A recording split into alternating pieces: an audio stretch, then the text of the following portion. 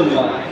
মুআজ্জাজ মুহতারাম, তাহলে কোরআনকে বুঝতে গেলে একজন আল্লাহওয়ালার ধারে আমাদের আসতে হবে না, হবে না? জোরে বলেন, আসতে হবে না, হবে না? আমি পড়েছিলাম ইয়া আইয়ুহাল্লাযীনা আমানু, হে ঈমানওয়ালো।